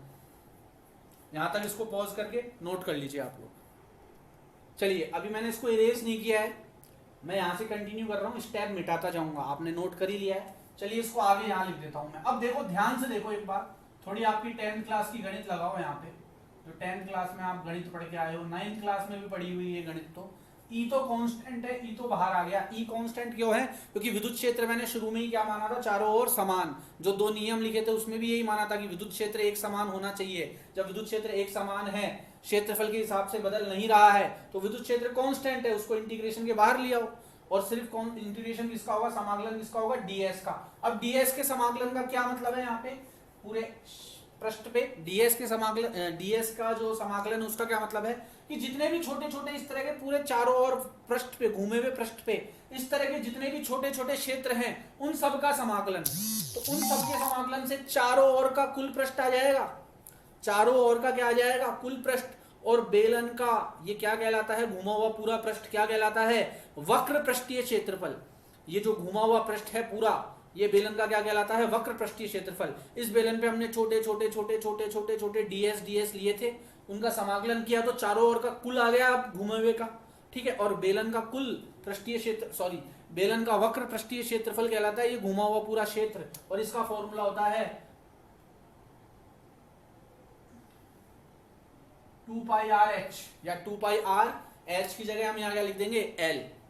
क्या लिख देंगे L। बेलन का वक्र पृष्ठीय क्षेत्रफल का फॉर्मूला होता है 2πrh, पर हमने h की जगह लंबाई क्या ली है L, इसलिए हम यहाँ लिख देंगे 2πrl। थोड़ा याद आ रहा होगा, आपने 10th में पढ़ा था। ठीक है, चलिए यहां तक तो बात हो गई हमारी।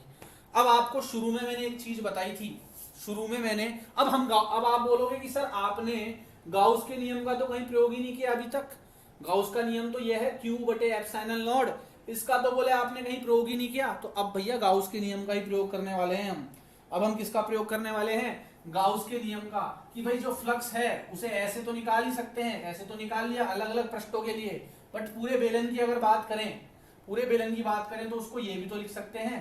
तो यहाँ पे फ्लक्स बेलन का ये भी तो लिख सकता हूं मैं, Q गाउस के नियम के अनुसार।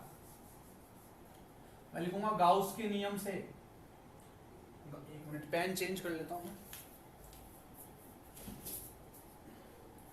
मैं लिखूंगा गाउस के नियम से, गाउस के नियम से, गाउस के नियम से ये फ्लक्स जो है बेलन का, इसको मैं और क्या लिख सकता हूं, Q अंत है जितना भी अंदर आवेश है वो बटे एप्सिलॉन नॉट। ठीक है, तो इस फ्लक्स की जगह मैं ये वाला मान डाल दूंगा तो देखो क्या आएगा, इसकी जगह ये लिखूंगा तो क्या आएगा, Q बटे एप्सिलॉन नॉट, और Q भी कौन सा, अंदर वाला। ये बार बार अंत है क्यों लिख रहा हूं मैं, ये बार बार अंत है इसलिए लिख रहा हूं क्योंकि मेरे को सिर्फ जो बेलन है उसके अंदर के आवेश लेने हैं। आवेश तो अनंत तक फैले हुए थे लाइन पे, पर मेरे को अंदर ही लेने हैं। ठीक है, बराबर यह आ जाएगा E2 पाई आर एल, E2 पाई आर एल। अब मुझे ये बताओ, मुझे कुल आवेश ज्ञात करने हैं। कुल आवेश इस पे, अगर इस रेखा पे देखूंगा मैं कुल आवेश, तो ये तो अनंत तक फैले हुए हैं। तो मैंने अभी आपको बताया था कि क्योंकि आवेश अनंत तक फैले हुए हैं इसलिए हम कौन सी चीज का प्रयोग करेंगे, लैम्डा का। और लैम्डा मैंने क्या बताई थी आपको, प्रति इकाई पे कितने आवेश फैले हुए हैं, या लीनियर चार्ज डेंसिटी जिसे हम कहते हैं, रैखिक आवेश घनत्व जिसे हम कहते हैं, रैखिक आवेश घनत्व, लैम्डा। क्या बताया था मैंने आपको, उसका फॉर्मूला क्या बताया था लैम्डा का, कि भाई अंदर जितने भी आवेश हैं, कुल आवेश किस पे, इस L लंबाई पे फैले हुए हैं। क्योंकि हमें सिर्फ बेलन की लंबाई से मतलब है, हमें सिर्फ किससे मतलब है, बेलन की लंबाई से, हमें बाहर वाले से मतलब नहीं है। क्योंकि इस बेलन के बाहर के जो आवेश हैं उनकी वजह से फ्लक्स उत्पन्न नहीं होगा, यह फ्लक्स का नियम है। गाउसियन तल के अंदर वाले जो चार्ज हैं उन्हीं की वजह से फ्लक्स उत्पन्न होगा। तो अब हमको बाहर के हटाने थे, तो अब कुल आवेश अगर मेरे को सिर्फ इसके लिए लेना है तो मैंने कौन सी टर्म का इस्तेमाल करूंगा, लैम्डा का, जिसे हम क्या कहते हैं, इसे हम कहते हैं कि एक इकाई लंबाई पर कितने आवेश फैले हुए हैं, एक इकाई लंबाई पर कितने आवेश फैले हुए हैं। तो मान लो Q आवेश फैले हुए हैं एक इकाई पूरी लंबाई पर, कितने आवेश फैले हुए हैं, Q। तो यहां से लैम्डा का मान क्या लिख दूंगा मैं, Q अंतः बटे L। समझ में आ गई बात। और अब मैं यहां से Q अंतः का मान निकाल सकता हूं। अब मैं यहां से किसका मान निकाल सकता हूं, Q अंतः का। तो Q अंतः का मान क्या आएगा, Q अंतः का मान आएगा लैम्डा L। देखो बच्चों, अगर आपने मेरे पहले वाले वीडियो नहीं देखे हैं तो इन्हें समस्या में, इसे समझने में दिक्कत आएगी। ये लैम्डा परेशान कर सकता है, ये क्या था। बट अगर आपने मेरा गाउस के नियम वाला सतत वितरण आवेश वाला वीडियो देखा है तो आपको कहीं समस्या नहीं आएगी, तुरंत याद आ जाएगा लैम्डा क्या था। ठीक है, तो लैम्डा क्या होगा, यहाँ पे पूरी L लंबाई पे कितने आवेश फैले हुए हैं, Q अंतः बटे L। ठीक है, रैखिक आवेश घनत्व कितना है यहाँ पे, लैम्डा। तो यहां से मैंने Q अंतः का मान निकाल लिया। इस Q अंतः के मान को मैं यहाँ रख दूंगा, Q अंतः के मान को यहाँ रख दूंगा। तो देखिए क्या मान निकल के आएगा। तो Q अंतः के मान को अगर मैं यहाँ रखूंगा तो मान निकल के आएगा Q अंतः की जगह तो लैम्डा L बटे एप्सिलॉन नॉट बराबर E2 पाई RL। समझ में आ गई बात। और आपको पता है L से यहाँ पे L कट रहा है, L से L कट रहा है यहाँ पे। तो मुझे शुरू में ज्ञात क्या करना था, गाउस के नियम द्वारा विद्युत क्षेत्र, किसकी वजह से, इसकी वजह से। तो गाउस के नियम द्वारा अगर मुझे विद्युत क्षेत्र ज्ञात करना है तो यहाँ से विद्युत क्षेत्र का मान निकाल लो, इसको अकेला छोड़ दो। तो विद्युत क्षेत्र का मान क्या निकल के आएगा, E बराबर कितना निकल के आएगा, 2 पाई R, इधर भाग में आ जाएगा तो ये आ जाएगा लैम्डा बटे 2 पाई R एप्सिलॉन नॉट, लैम्डा बटे 2 पाई R एप्सिलॉन नॉट, या 2 पाई, इसको ऐसे भी लिखता है बुक में, लैम्डा बटे 2 पाई एप्सिलॉन नॉट R। ये हमारे विद्युत क्षेत्र का मान आ गया। इसको आपको, ये डायरेक्ट फॉर्मूला भी है, इसको आपको रटना भी है, और आया कैसे वो मैंने यहाँ समझा दिया है। डायरेक्ट न्यूमेरिकल आ सकता है फॉर्मूले बेस्ड, तो इस फॉर्मूले को रटना भी है आपको, साथ में इसको समझा भी मैंने दिया है। थोड़ा कंफ्यूजिंग है, एक बार और इस वीडियो को देखेंगे और किताब से पढ़ेंगे तो आपका बिल्कुल दिमाग में क्लियर हो जाएगा। किताब से जरूर जरूर जरूर पढ़ना है वीडियो को देखने के बाद, और फिर एक बार दोबारा वीडियो देखना, भले ही सिर्फ ये वाला पार्ट वाला ही देख लेना आप, तो बिल्कुल दिमाग में क्लियर हो जाएगा आपके 2 बार वीडियो देखेंगे तो। फिर भी कोई समस्या आती है, फिर भी कोई पॉइंट आपको लगता है कि सर यहाँ समस्या आई, तो आप वीडियो में मुझे बता देना इतने मिनट के बाद मुझे समस्या आई, या इतने मिनट से इतने मिनट के पोर्शन में समस्या आई। कमेंट बॉक्स में कमेंट करके बताना, मैं आपका वो जो प्रॉब्लम है बिल्कुल नेक्स्ट वीडियो को करवाने से पहले उसको बिल्कुल हल करूंगा। आप लोगों के कमेंट कभी भी मुझे ये नहीं आते हैं कि सर हमें ये चीज़ समझ में नहीं आई है या इस पोर्शन में प्रॉब्लम है, ऐसा कोई कमेंट नहीं आता है। बहुत 1-2 बच्चे हैं जो कुछ पूछते हैं कभी कभार, बाकी ऐसा कोई कमेंट नहीं आता कि सर कुछ समझ में नहीं आया है। तो आप लोगों को अगर नहीं आता है समझ में तो बिल्कुल आप कमेंट करके बताइए मुझे, मैं आपकी पूरी समस्या का समाधान करूंगा अगले वीडियो में। बस आपको क्या करना होता है, वीडियो में जितने मिनट पे समस्या आई और जितने मिनट तक के पार्ट में आई वो वहां से वहां तक की ड्यूरेशन लिख के दे दिया करो आप। समझ में आ गई बात? चलिए इसको बेटा नोट कर लीजिए आप लोग, फिर इसके बारे में, इस फॉर्मूले के बारे में थोड़ी और इसका ऑपरेशन करते हैं, थोड़ा इसको और खोलते हैं हम। एक बार इसको नोट कर लीजिए आप लोग।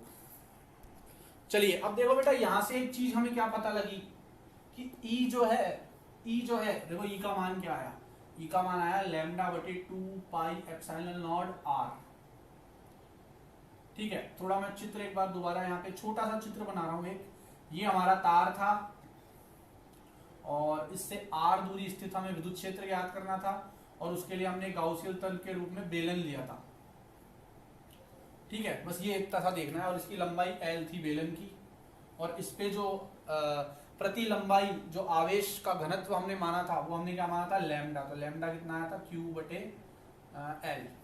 ठीक है, जहां Q क्या था, इस बेलन के अंदर मौजूद कुल आवेश। ठीक है, जितना भी आवेश था यहाँ से यहाँ तक, ये जो प्लस प्लस प्लस प्लस फैला हुआ था ना, तो यहाँ से यहाँ तक जो टोटल आवेश था उसे मैंने Q मान लिया था अंदर वाले के लिए, और इस लंबाई पर कितना था, तो घनत्व ज्ञात करने के लिए मैंने लैम्डा का इस्तेमाल किया था। ठीक है, अब इसमें एक चीज आप क्या देख पा रहे हैं कि E जो है वो R के क्या है, इनवर्सली प्रोपोर्शनल है, व्युत्क्रमानुपाती है। इसका मतलब ये दूरी आप जितनी बढ़ाते जाओगे, ये दूरी जितनी बढ़ाओगे, जितनी दूर बिंदु को लोगे, विद्युत क्षेत्र उतना ही कम होगा। और सीधी सी बात है, तो हम कई बार देख चुके हैं कि आवेश से जितना दूर जाओगे आवेश का प्रभाव उतना प्रभाव जो है वो उतना कम होता जाएगा। तो E जो है वो R के क्या है, इनवर्सली प्रोपोर्शनल है। E जो है वो R के क्या है, इनवर्सली प्रोपोर्शनल। तो इसको आप ग्राफ के द्वारा, जो कि आपकी बुक में भी बताया गया है, इस तरह से समझा सकते हैं आप। ये E और R का ग्राफ लिया गया है यहाँ पे। ठीक है, और E और R के ग्राफ को कैसे समझाया गया है, इस तरीके से समझाया गया है। इसका मतलब क्या है, इसका मतलब क्या है कि E जैसे जैसे बढ़ाओगे, E जैसे जैसे बढ़ेगा, R का मान वैसे वैसे कम हो रहा है। देख रहे हो आप, E बढ़ रहा है तो R नीचे जाया जा रहा है। समझ में आ रही बात? इसको थोड़ा इधर बना देता हूँ। तो ये E और R का ग्राफ है। अच्छा, E और लैम्डा में क्या है कि E जो है वो लैम्डा के डायरेक्टली प्रोपोर्शनल है, R के इनवर्सली प्रोपोर्शनल है, व्युत्क्रमानुपाती है, और लैम्डा के डायरेक्टली प्रोपोर्शनल है, मतलब अनुक्रमानुपाती है। मतलब आवेश का घनत्व जितना अधिक होगा इलेक्ट्रिक फील्ड उतना ज्यादा होगा। इसका क्या मतलब है, ये सब चीजें हम विद्युत क्षेत्र में पढ़ के आए हैं पहले, फिर देख लेते हैं कि भाई आवेश जितने पास पास होंगे। देखो लैम्डा क्या बताया था मैंने कि मान लो 1 मीटर लंबाई में कितने आवेश है। घनत्व क्या होता है, जैसे किसी शहर का घनत्व होता है कि उसके 1 किलोमीटर में कितने लोग रह रहे हैं। अब अगर दिल्ली में 1 किलोमीटर में 2000 लोग रह रहे हैं तो उसका घनत्व उस हिसाब से है। राजस्थान में 1 किलोमीटर के एरिया में 1000 लोग रह रहे हैं तो राजस्थान का घनत्व कम है। तो यहाँ पे आवेश घनत्व क्या है कि 1 इकाई लंबाई में कितने आवेश हैं, आवेशों की संख्या कितनी है।